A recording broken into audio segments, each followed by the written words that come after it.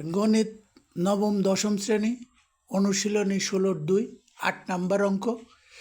একটি সামান্তরিকের ক্ষেত্রফল একটি বর্গক্ষেত্রের সমান। সামান্তরিকের ভূমি 125 মিটার এবং উচ্চতা 5 মিটার হলে বর্গক্ষেত্রের কর্ণের দৈর্ঘ্য নির্ণয় করো।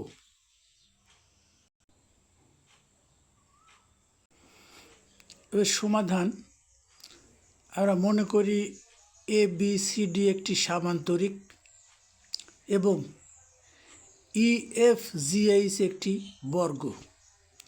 তখন প্রশ্নে বলা আছে সামান্তরিকের ক্ষেত্রফল আর বর্গের ক্ষেত্রফল পরস্পর সমান হবে, অর্থাৎ সামান্তরিকের মধ্যে ভূমির পরিমাণ আর বর্গক্ষেত্রের মধ্যে ভূমির পরিমাণ পরস্পর সমান।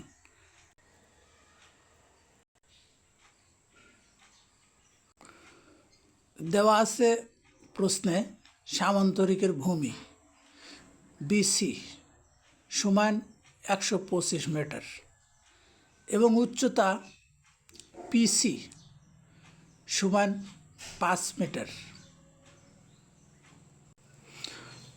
আমাদের জানা আছে সামান্তরিকের ক্ষেত্রফল সমান ভূমি গুণন উচ্চতা। আমরা সামান্তরিকের ক্ষেত্রফল পেয়েছি 625 মিটার।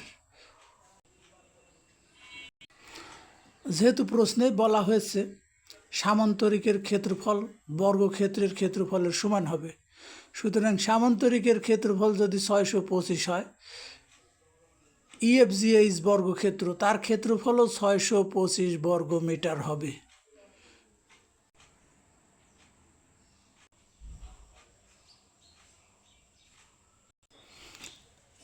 যদি আমরা ধরে নেই যে বর্গ EFGH এর প্রত্যেকটা বাহুর দৈর্ঘ্য A মিটার, সুতরাং বর্গের ক্ষেত্রফল হবে A স্কয়ার বর্গ মিটার। তা আমরা তো ক্ষেত্রফল অলরেডি পেয়েছি 625 বর্গ মিটার, সুতরাং A স্কয়ার সমান 625, এখান থেকে রুট করে বা বর্গমূল করে আমরা এর মান নির্ধারণ করব। সুতরাং আমরা বর্গের প্রত্যেকটা বাহু যেহেতু সমান হয়, একটি বাহুর দৈর্ঘ্য 25 মিটার। তো এখন প্রশ্নে আছে ওই বর্গের কর্ণের দৈর্ঘ্য নির্ণয় করতে হবে। তো কর্ণের দৈর্ঘ্য নির্ণয়ের জন্য একটা সূত্র আছে। তো বর্গের কর্ণের দৈর্ঘ্য যে সূত্রটা সেটা হচ্ছে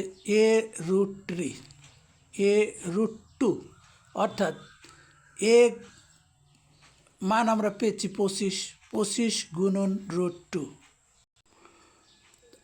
আমরা জানি √2 একটি অমূলদ সংখ্যা, আর অমূলদ সংখ্যাগুলির মান দশমিকের পরে অসীম কিন্তু অনাবৃত, অর্থাৎ এটা আমরা ক্যালকুলেটর থেকেও বের করতে পারি √2 মান।